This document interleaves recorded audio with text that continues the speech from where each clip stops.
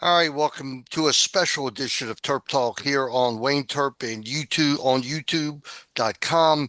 And I'm bringing my good buddy Wheels, Tony Wheeler.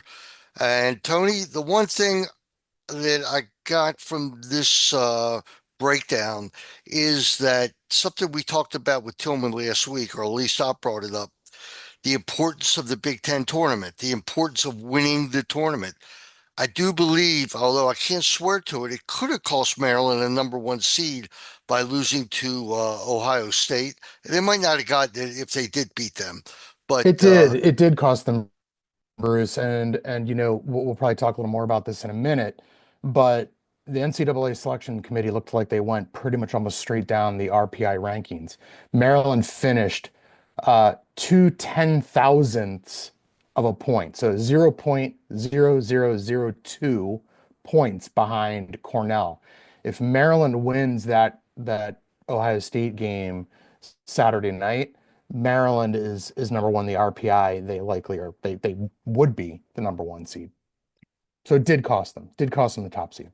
okay, so be it. But I don't think so. What is the difference? Yeah, there is a difference, really. I mean, it's a matter of playing Duke or Carolina. I'm Mhm. not sure that's not a flip of a coin. You know what I mean? Maybe I like playing Duke a little bit more than Carolina because we bring Petro into the picture. And but that's so long ago that it's hard to tell. But who's really better, Duke or Carolina? I don't know. You know, my personal opinion, yes, Duke is the higher seed. I think North Carolina has The a potential to better do it. offense. Their offense is certainly better. They also have a difference maker in goal. Gian Ficcaro, the Princeton transfer. He's played in big games. He's played in Final Fours. He's now the goalie at UNC. And then you got Owen Duffy and you got Dom Petramala. You got a cast of five-star recruits on that offense that, unlike Duke, Duke also has a bunch of five-star recruits. Duke's offense this year has been mundane, and so if you're Maryland and Duke's not scoring like they normally do, you got to like Maryland's chances against a Duke as opposed to a UNC who can really light it up. They can get on runs. So Duke on that final play, Eric Maliver missed that shot and a tough shot. It wasn't. He had to pick Yeah, it up off the bounce and he didn't know what the clock was. But yeah. had they beat Syracuse, they probably would have flip-flopped, correct? Absolutely. And they might have even gone up a little higher. And look, you and I both, we know Eric, and it stunk to see him, you know, miss that shot because we both know what kind of player and person Eric is, and so tough to see that. But yeah, that's the difference probably between Duke getting a little higher seeding than maybe they are now. Yeah, Maybe they but bumped to the it's sixth. there's there's no easy game in that eight. All right. And even Cornell, I mean, if they have to play Carolina, I got news for you. If they had to play Richmond, that would not be easy for them. Richmond lost to them by a goal, I think. All right. Yeah, they did, and Richmond was actually beating them, and Cornell made a kind of furious rally to win that game.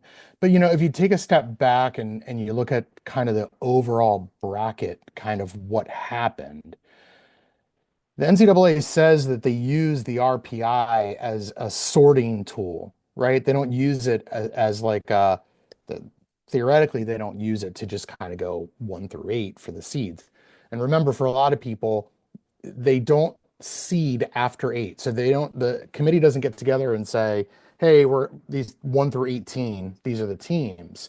They seed the top 8, and then of the unseeded group, they'll compare and contrast those, but then things like geography start to come into play, where if they can, get geographically closer teams together for those first round games, they got a little more flexibility. But when you look at the overall final RPI before the selection committee met, 1 through 7 are the top 7 seeds. So you got Cornell, you got Maryland, you got Princeton as 1, 2, 3, you got Ohio State at 4, you got Penn State at 5, again following exactly the RPI order. And then 6 and 7, you get Syracuse, you get Duke. At 8 in the RPI was Richmond. And here is where the committee flipped. They put North Carolina, who was 9, they flipped them above Richmond. So theoretically, RPI wise, you know, um, um, Richmond theoretically, at least statistically, is the tougher draw for any team in that first round. But it looks like that's what they did. It looks like they really, really just kind of followed a lot of the RPI. They say they use it to just sort teams to kind of get an ability to compare teams. So they'll look at RPI 1 versus 2, and then they're supposed to be looking at things like strength of schedule, wins against top teams. Those other indicators are supposed to be then kind of the tiebreakers between teams that are RPI ranked right next to each other. It looks like what they did with Richmond and Carolina is that Carolina actually had two better wins, higher quality wins than Richmond. So, explain to me how, where was Notre Dame in the RPI? Notre Dame came in, their final RPI came in at number 10.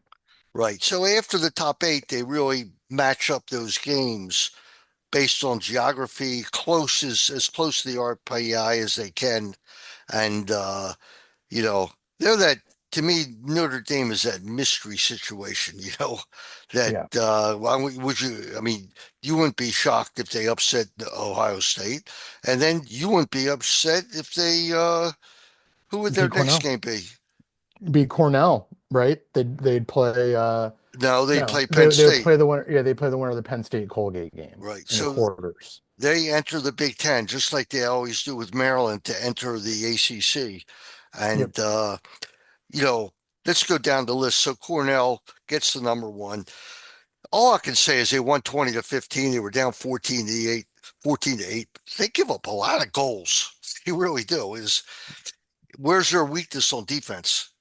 So Cornell right now, when you look at overall defense, when you look at their statistical profile, if we kind of approach it from that perspective, so if we look at Lacrosse Reference, who tracks a lot of this, if you want to look at Cornell's overall national statistical profile, accounting for their schedule, because really Cornell's schedule was the 13th toughest schedule in the country. So they weren't exactly playing murderer's row. So these numbers I'm about to read out to you, these are adjusted for the strength of the opponents that they were playing. They had the nation's overall top offense, the 25th overall top defense, 10th at the faceoff, 14th in goal. So the offense is carrying a lot there, and of course CJ Kirst, the odds-on favorite to win the Tewaaraton, he's leading the group there. Right. It's funny. I'm sitting here thinking about a potential Final Four. We'll talk about that before Yeah. we're done. But what's interesting too, again, Cornell didn't exactly draw the easiest. They're playing the winners. Siena and Albany are about 10 miles apart. They're playing that play-in game that funnels to the 1 seed. You're assuming that Albany kind of comes out of there just based on pedigree. Scott Mars coaching them, really well-regarded coach. It's not exactly like that Albany Cornell game is going to be a gimme either. That game could be another, you know, 18-17 kind of game because both of those teams can score. And it's not like Cornell's defense Except for is one is super thing, great. the Thompsons aren't there anymore at all. They're not. They're not. But Talk to but me about that front line for Cornell of Ryan Long, Michael Goldstein, and CJ Kirst. It does it's great. seem very, Great very group. potent. It's a great group. You Which one would Schaller draw, in your opinion? Yeah, it's a really, really good question because normally Jesse Bernhard likes to send Schaller to the other team's facilitator, which would be Goldstein. Right. But, you know, you got CJ Kurse sitting over there on the left wing, who is still within striking distance of breaking the single season goal scoring record of 82 goals, which has been around since the early 90s, right? A guy at Loyola, and now I'm blanking on his name, put up 81 or 82 goals, and one of the Thompson guys tied him. So that record's been around for 30 years, and Kirst is on pace to bring that. Yeah, you wonder how they would do it. You wonder if they would maybe put Jackson Canfield and just try and muscle up Kirst and maybe see if they can disrupt, Goldstein behind the net to kind of cut off service. Yeah, well, the offense has to be better, but it'll have a better chance to be better if we get there. And this is looking way too far ahead. Yeah, But you know, that's what we do. That's what we do, Bruce. that's what the matchup, although people probably want a Cornell maybe. Well, Cornell Syracuse, would that be could Syracuse get that position in the Final Four? It'd have to be in the final. Syracuse is on the Maryland half, so Okay. they wouldn't meet until the title game. All right, so now we look at the Terps real quick and Bobby Moe and or Air Force. And one thing I always know about Air Force, and I'll be honest, I didn't watch one game they played today this year, nor Bobby Moe. We just know they lost what did they lose to Richmond by? 17-2 the week Okay, after Maryland beat Richmond. okay. But we know the Yeah. Air Force always is a strong, like any academy team, a strong defensive team, Yeah. and they will. Disciplined, big, good athletes. Yeah. Right. And the fact they took Utah down, says something because Utah did have Yeah. a little bit of a run. And then we go to Princeton, and their first game is Towson. Towson. Towson's Great. on fire. They are, man. That could be a real fun game. And that's the kind of game that if Princeton's not careful, Towson's got some good players. Mikey Weishauer's up there. One of the best offensive players that probably no one's heard of. He's a midfielder up there, and um, that's no gimme. That is no gimme. And Sean Nadlin's a great coach, and Towson's been on a roll, and that's not going to be an easy game either. You expect Princeton to win it. It's at home. Not an easy game though. Ohio State Notre Dame goes to Ohio State, a regional game, and tough draw for Ohio State. Tough draw for Notre Dame, but It they is. were It going to get a is. tough draw no matter what. They were, and like you and I have talked about this before. They've no one to blame but themselves. They only played 12, games. They played one fewer regular season game than anyone else in the country. They lost four of them. They lose in that ACC semifinal game. Not even close in that game. They've had their last 5 weeks. They've had entire halves where their offense has gone completely scoreless, and then they'll turn it on. So they've been up and down all season. They rematched now against Ohio State. Ohio State beat them by a goal in South Bend earlier in the season, right after Maryland had beaten Notre Dame. Ohio State went out to South Bend and beat Notre Dame the next week. So it's a rematch. Notre Dame's been offensively challenged, and here they go running into, one of the top defensive teams in the country with a hot goalie. And that's a bruiser game. Bruiser game. All right, Penn State and Colgate. Uh, Tell me Another about rematch. Colgate. Yeah, Yeah, and another rematch from week one. Penn State beat them 2 years ago. Colgate sprung an upset on them though. So great thing about Colgate is they play with their hair on fire 24/7. They are in 10-man rides the whole game. And they just cause havoc all over the field. So that could be a fun game as well. Wasn't particularly close this year. I think Penn State beat them by 5 or 6 in week one. So, another rematch that could be fun. Colgate was not expected to win the Patriot League. They upset Army and knocked Army out of the NCAA tournament. Effect, essentially ended their season, and then took down BU earlier on Sunday Army to wound win up, the what was their record, 14-2 or 13-2? Army ended up 14-2. Their metrics were terrible again. They don't schedule very well. 26th ranked, strength of schedule. Who was They the finished other 12th. loss to? They lost to Colgate and hold on, let me find it for you, Bruce. Syracuse? No, didn't they beat Syracuse? Let me find that. Hold on, I'm sorry. I mean, how do you go from being number three last week to being out of the tournament? Well, I think a lot of those rankings, their metrics throughout the entire year were not that strong. Their RPI and their strength of schedule has always been low. They lost to BU. It seems like they always lose to BU. They lost to BU again, and that knocked them out. I think a lot of the service academies, and I think rightfully so, are fan favorites, are pollster favorites. And, who doesn't want to see Army do well, right? Who doesn't want to see Navy do well?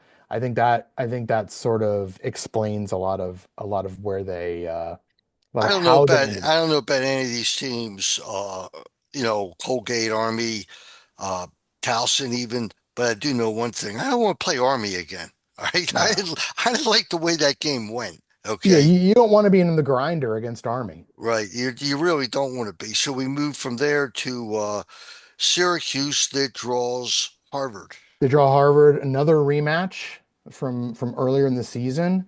And that's actually a game that Harvard went to. What is it? The JMA Wireless Dome now, I think is.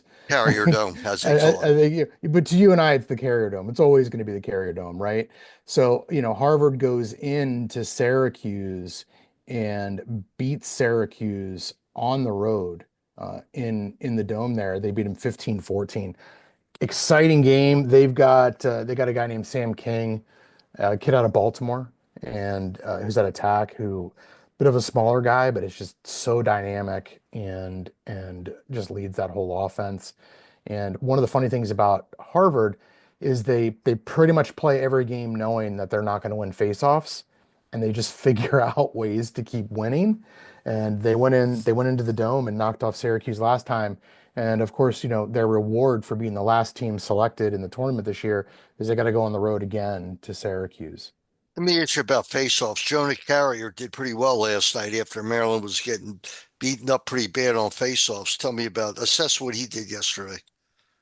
Faceoff's kind of a weird spot, Bruce, because it's so matchup dependent. And, Shea Keithler and Jonah Carrier and Sean Creeder has been injured. That's why we haven't seen him in a couple of weeks. They each bring something a little different, to the game. Carrier's probably a little more of a well-rounded faceoff guy. He's a guy who's got good size. He's probably the biggest of the three faceoff guys Maryland has. He's only a freshman, so there's not a lot of tape on him. A lot of the matchups for him a lot of the players don't know about. But he's someone who kind of combines what Keithler can do in terms of being smart about where to win the ball back to or out front or out to his wings. But he's got more of Creeder's game. Creeder's the guy that can actually have great stick skills and is going to get the ball, and he's a threat to score, which he's done a couple times this year. Carrier can do the same thing. And it's really just matchup dependent. And that's why having two or three good faceoff guys, and Maryland does have, when they're all healthy, two or three good faceoff guys that they can just throw out against other teams and win, figure out a way to win those, right? Get a favorable matchup and take advantage of it. And that's what Carrier's been doing coming in for Keithler and Creeder, is he's such a change up, for the other guys to play against that they're not ready for it. Yeah. But Uh, look, against Penn State, you know, Penn State's freshman backup faceoff guy just obliterated both Keithler, you know, and um, and Carrier, just obliterated both of them. So they come back against Ohio State, and I think they won 55 or 57% of the faceoff. So they both bounced back real well. correct. So now we have Duke and Georgetown. That is an interesting matchup. Yeah, and as I was Georgetown's saying, on fire. yeah, and as I was saying to you earlier, it's January, February, March, April, Tillman, right? And here we are, it's like Tillman playing 14D chess here with him scrimmaging Duke and Georgetown in January and potentially have a quarterfinal matchup. Duke, a lot of talent all over that field, but for some reason just can't put it together. Their offense has been pretty stagnant. They inserted a freshman into the lineup at midfield, a guy named Delgado, who really gave them a boost. Another five-star freshman they finally started putting in at attack, has a little pep to him.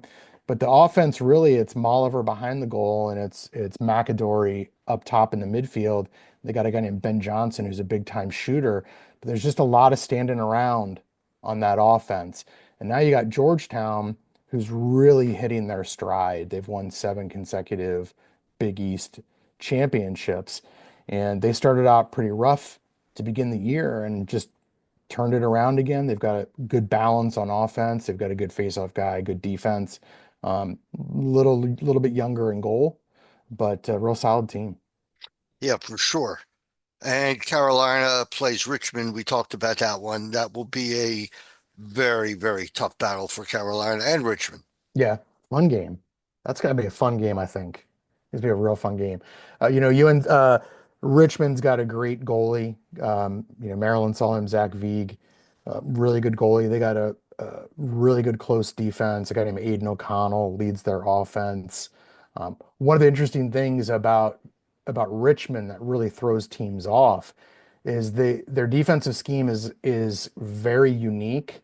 They mix in zones, like really kind of exotic looking zones that take a little bit to diagnose, but also will be in man and they will press way out in their man-to-man defense. So they can be really disruptive on defense. And sometimes it takes teams a little bit to figure out how they're playing. And, once their offense kicked into gear, you saw Richmond take off this year. Yeah, for sure. I do know one thing. 7-0 at halftime against Richmond in our opening game. Yep. And then the game changed. It really did. Richmond came on in the second half, but Tillman was kind It, of playing it was at everybody. the end of the third. I think Maryland might have been up like 14-3 at the end of the third, and you know, started to get some second, third line guys in the game. Right. Let's before we make our predictions for round one, and we won't go further in that, but problems last night, the early defensive problems. All year, I never saw guys like coming around the bucket and like beating our guys. It just didn't seem to happen. What happened, Tony? I think what Ohio State did was they out Marylanded Maryland, right? They did what Maryland normally does to other teams. When Maryland played Ohio State in week 11, Maryland had just come off that loss to Rutgers, or Rutgers just ground the game to a standstill. And Maryland adjusted the next week. And what they did was they went really early. They didn't wait for Ohio State to get their defense set. Maryland started really probing and attacking super early in the shot clock. Whether they got a shot early or not wasn't the point. It just they didn't allow Ohio State to get set on defense. When you look at that game last night, that's exactly what Ohio State did to Maryland. They went early in the shot clock. They didn't wait for Maryland to get their defensive personnel set. They went before Maryland. They weren't even, you know, Ohio State wasn't even done subbing sometimes when they started going to goal. They also did something, in week 11, Maryland held Ohio State's top three scorers, Alex Marinier, Garrett Haas, and Jack McKenna, held those three to a combined one goal. Yesterday, last night, combined 7 goals and 1 assist. And so they got out early. They went up 5-0 4 minutes into the game, and that was pretty much the game. Maryland couldn't really close. Maryland got within three, but that first 5 minutes was determinative, and it was all about early offense. It was all about waiting for Maryland to not get set, so they couldn't get their matchups. That's how Haas ended up getting really favorable matchups behind the goal where he's dodging around. He beat, a short stick once coming around. He beat Jack McDonald once coming around. And you're wondering, how did he get those early matchups? How did he get those matchups so early? It's because Maryland didn't have their defense set yet, and Ohio State took advantage of it. Garrett Haas, is he related to the Haas family? That He's not. He's not. okay, just coincidental weird name, Yep. that's all. Yep. Uh Yeah, Tills he'll adjust out of it. And it really, from the end of the first quarter on, it was still a tight game. But the thing Ohio State did was, I think twice, won the face-off and scored. Yep. All right, very rare against Maryland. Yep. But the one they put it to their minds that they were going to be aggressive. Yep. They didn't try and do it perfect, and uh, they took I don't know, 44 shots. Okay. No, we took 44. Yeah. 30. Wow. Wow. We even had We more outshot him shots. because we were trailing him, but Right. at halftime, Ohio State had 20 shots, 17 of them were on goal. And Right. again, that's them out. That's what Maryland normally does. You Maryland know? wound up with 29 shots on goal, of which there were uh 19 saves and 10 Yeah, goals. yeah, yeah. I Fayak, mean, Fayak had a great game, and yeah, he had a great game. We lost, but so I mean, we both believe Cornell is going to walk over Albany or whoever it is, Siena. I'd believe yeah, that, yeah. and Maryland shouldn't have too much trouble with Robert Morris or Air Force, but we don't Nope. really know enough about them to say that. But just based on pedigree and based on who they played and Well, everything else, it's interesting because Cornell's going to win because of their offense. You know, right? Cornell might beat Albany and Siena 22-17. You know, it'll feel like a bigger win, but you're going to stop and go, man, they let the other team score a ton of goals. Whereas you feel more comfortable Maryland coming out of whoever, whether it's Robert Morris or Air Force, you feel pretty good that Maryland's defense is gonna get back to not allowing teams to score more than 10 goals. I mean, think about this. Out of Maryland's 14 games, only three times did an opponent score more than 10 goals. Right. And so, the norm is for Maryland to give up 7 or 8 goals. So you got to feel pretty good about Maryland's defense against those two teams, either of those two teams, really limiting their opportunities to score. All right, Princeton and Towson. Uh, Yeah. I What do still you gotta think? like Towson. I know you say Princeton. I mean, I still gotta like Princeton rather. Yeah. Uh, they really took it to Cornell today. At 14-9, whatever it was. Yeah. We were talking about Maryland being the number one seed, Yep. Yeah. Princeton wins that game. Maryland's the 1 seed for sure. right? Uh, I've always been real high on Princeton. I mean, their roster is so stacked, but their offense, their top six on offense, is so good. Um, the one thing about Princeton, they tend to they tend to invite up and back a lot. They tend to invite up and down games a lot, and sometimes that can grab them a bit. Towson this year has not shown an ability to stay in those kinds of games though that get up and back, and so Princeton's probably going to spread them out. They're probably going to get a lot of goals in transition. Princeton's pretty weak at the face-off, but their defense forces a ton of turnovers. I think Princeton wins too. Right. Yeah. Now you got Penn State and Colgate. Colgate. Tell me. Again, I think Penn State, having already played Colgate once and having already experienced that kind of 10-man, ride all over the place, I think Penn State's too good. I think they're probably going to win in a typical, they beat them 14-9, I think, in week one. It's probably going to be something similar to that again.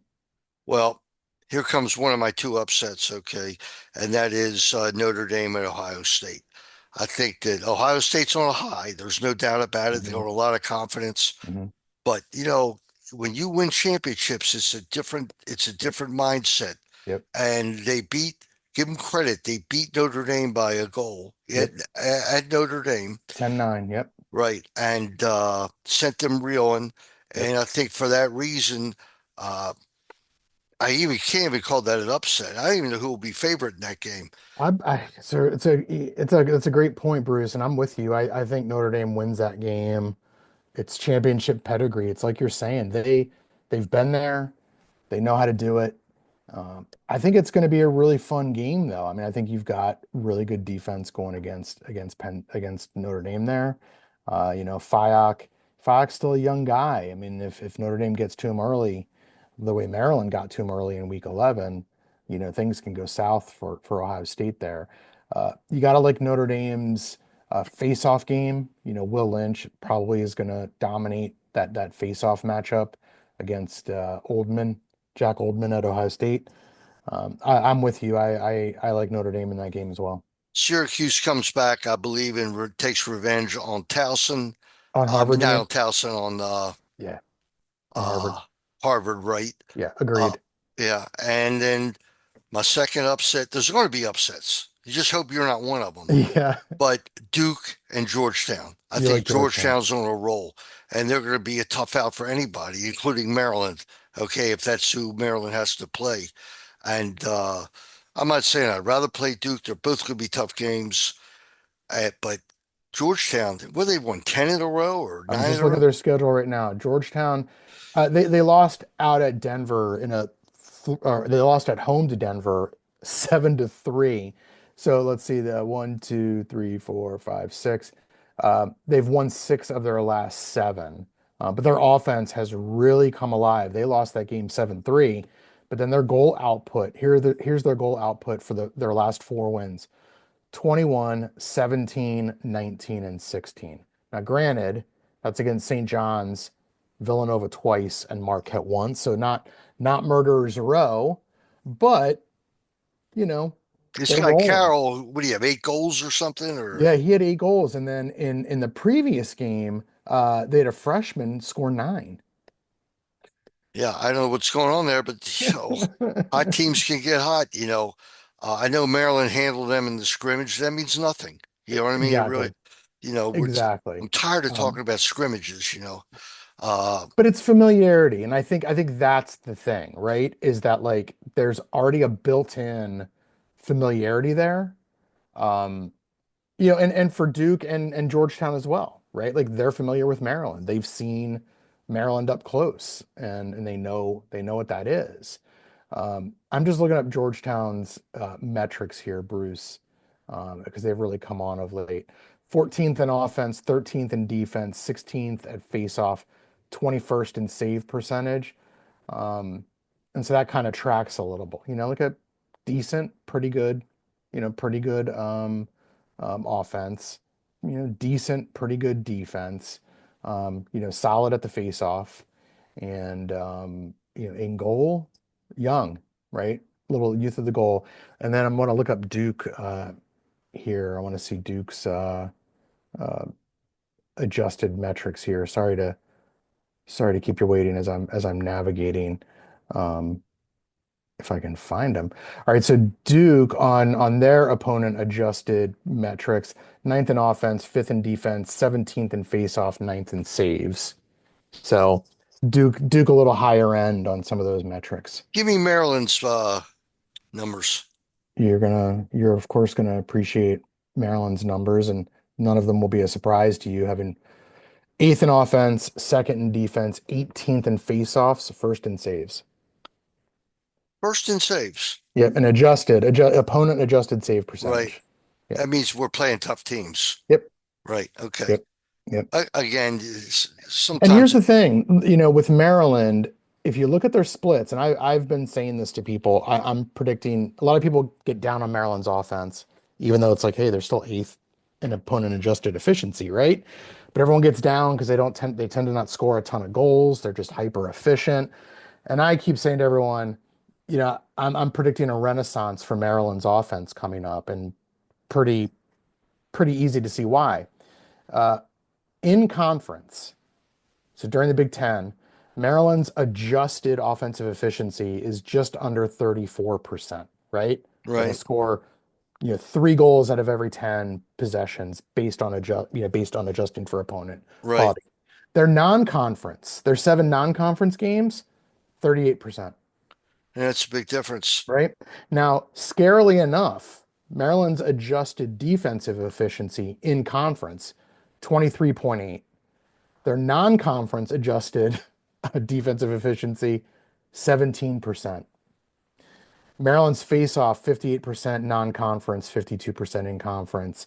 McNaney was a little better out of conference as well, but Maryland turned the ball over a little more in their non-conference. But just like last year, you and I were in Philly um, after that semifinal, after that Final Four game against UVA, talking to Coach Phipps right after the game, first thing out of his mouth to me, thank God we got out of conference, right? right? Get out of conference, and all of a sudden, the offenses get Maryland's offense gets a little better, in some Listen, cases, a lot better. listen. In the Big Ten, Connery, the Mhm. coach of Michigan, said to Yep. me last year Yep. after we got absolutely destroyed by Penn State. He said to me, Bruce, the team that wins these conference championships is the team with the best defense because the teams play each other so much that there's never really, a 18-6 game, or there's never really a blowout game, and it comes down to which goalie is playing well. Yep. And in the past two Big Ten championships, it was Michigan's Yep. goalie who came up big. And again, this year, Ohio State won, no matter how you look at it, because of Fryer. Yep. There's no doubt, Yep. and Penn State's goalie, Fracion, Hmm. whatever his name is, he did not have a great, playoff, and neither did Logan. And Rutgers didn't get that far. So it was the goalie again in these conference championships, because if we had to play, if the three teams that we had to play or three of the five teams in the Big Ten, Hmm. you could not sit there and say with confidence, we're going to win it all. No. Okay. No. Well, let me remind you something too. Maryland went undefeated in their non-conference schedule, and they played, a top two non-conference Right. schedule in the country. I mean, it wasn't like they were playing a bunch of cupcakes. They played a tough out-of-conference schedule, and their offense and defense was better in the non-conference. And if you're a Maryland fan and you look at their half of the draw, you don't see another Big Ten team on their half. And I think that means Maryland's offense is probably gonna be finding the back of the net a little more. And I think their defense is actually going to be a little tighter now. They're going to tighten up a little more. The other thing that's kind of interesting, I always pay attention to these kinds of things. A lot of the ACC and Ivy League teams, their playing style is to get into transition. They almost can't help themselves. They want to be in transition. And because they want to be in transition, it means that they're willing to give up transition. Now, we know when Maryland gets to run, when teams let Maryland run, Maryland will demolish them in transition. In conference, no one lets Maryland run. But conversely, Maryland doesn't let anyone run. And these ACC and Ivy League teams are just wired to get up and down. And in doing so, they're going to let Maryland get some transition goals. And I think what they're going to find is that Maryland's not going to let them get many transition goals. And I think that's the difference. Look at what they did to Princeton. Look at what they did to Syracuse. Look at what they did to Notre Dame. They would not let these teams get out and run. So I picked two upsets with Carolina and Georgetown and Notre Dame and Ohio State. Do you agree, disagree, or do you have one to add or anything? I'm not. I think Duke is going to beat Georgetown, but otherwise, I agree with your picks. Okay. Okay. I think that Duke Georgetown game is going to be, a 9-8. Could go either way. Right. Yeah, I'm not disagreeing with you. And too early for Final Four picks? Yeah, I guess it is. Well, All not for right. me, but Go for you. ahead, Gil. I'll give you my Final Four, and it's very simple. Cornell, I think, is a living lock to make it. Okay. I really believe that. And I think Maryland's got an awful good chance. And you notice none of those guys talked about how good Maryland was. Hmm. Clark or Hmm. nobody. Clark mentioned a few things, but nobody said anything about their schedule. Nobody ever said one thing that had they not lost, they'd have been number one. It was all about Cornell because they can't stand Maryland. That's a fact. Well, and because Okay. Cornell scores 22 goals a game, Right. it's just more fun to talk about, right? Right. No, I agree. Nobody wants to see Maryland win. Nobody. Okay. I think we're going to see Cornell and Notre Dame in that half. So I do think there's going to be some chalk. I actually think we're going to see a Maryland Syracuse. I can't Um, believe it. That's exactly my Final Four. I think we're going to see that, Bruce. I'll tell you this much: if Ohio State beats Notre Dame, Ohio State's going to the Final Four. I agree. I agree because their next matchup, their next Be matchup against would Penn be State. Penn State or Harvard, and they're Mhm. not losing either one. I don't think so either. So they're on the line in that first Yep. game. And I'll tell you this much: an Ohio State Cornell Final Four matchup will be fascinating. Fascinating because Ohio State's defense is just so buttoned up. They've got two really, really good. Everyone talks about Van Buren as they should, but Cullen Brown, that guy would be on any other team in the country. He would be there. He would be the top close defender on any other team in the country. I mean, he is so good. He was so disruptive against Maryland in both of their games. Now you're talking about a team that can really match up against Cornell's attack unit. Don't you know what the country needs? The What's that? country needs Maryland and Ohio State for the national championship. I hope it happens. All right. I'll take It my chances. it could happen again. People But, turn the game off at halftime. All yeah, right. I think we're going to see Maryland, Syracuse, and I think we're going to see Notre Dame, Cornell, um, and that Notre Dame Cornell matchup again is going to be a bloodbath. I mean that is going to be that's going to be I two will say teams. one thing, even though I'm kind of picking Notre Dame over Ohio State, Mhm. Ohio State could really take care of Notre Dame. Oh, they I could. think I think they're on a high after the Maryland win. Well, it's to your point. How do they manage that high? Right.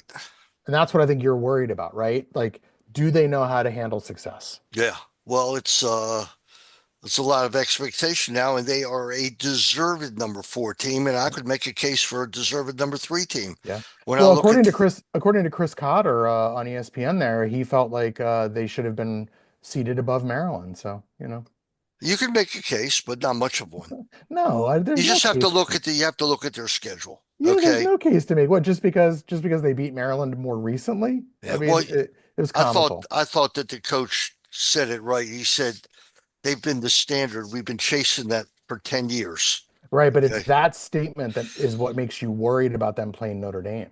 It's Right. that statement. They reached they climbed their Everest last night. Can they climb it again? I think that's the big question. Look, it's not like I didn't say to you that the one team I didn't want to play was Notre Dame. I said it. Yep. That doesn't mean I would think Notre Dame would beat us, but let me tell you, that win over Notre Dame was not a convincing, dominating win. Ah, It took a kick save by Logan to win the game. yeah. And And a couple other ridiculous saves by Logan. right. So I mean, it's tough. It's tough. Well, But look, I just saw something really interesting here. They on the NCAA's website, they have already posted the game times for the Final Four. And lo and behold, if Maryland makes it to the Final Four, guess who's playing in the second game? Maryland, They already have it, unless they change them. I guess it could be subjected to TV. But right now, they've got the Cornell half of the bracket. They've got them funneled in to Gillette at noon, and the Maryland half of the bracket, they've got funneled into Gillette at that's 2:30. that's an absolute disgrace. Isn't that That's an amazing? absolute disgrace. Isn't that amazing? Once again, no, it's not amazing. It's a disgrace. It It is. really It's just is. so. Now look, Look, maybe that'll change, right? Maybe the ESPN overlords will say, it's a bigger draw, more eyeballs will be on a Cornell Notre Dame matchup. then it should be second, not first. Exactly, and that's why they normally shift Maryland to the second spot is because Maryland draws more rating. Hey, Wayne made a point to me yesterday that once again, Maryland in that second game after 2 days, just like the Final Four is, Yeah. it's not something they handle greatly. Nope. Okay. It Nope. really isn't. Nope. But maybe Tillman learned something from him. That might be a good question for him tomorrow. I don't know. Well, But he won't answer something like that tomorrow, but in a Final Four one, he'll answer that question. yeah, But tomorrow morning when he talks to us, it's just going to be about how they're going to prepare for possible two different teams. yeah, I agree. Because that's an interesting thing too, right? They've got to prep. They're really only going to have a couple days to prep you know, for whoever they play. Well, he'll complain about that right away. Okay. Absolutely.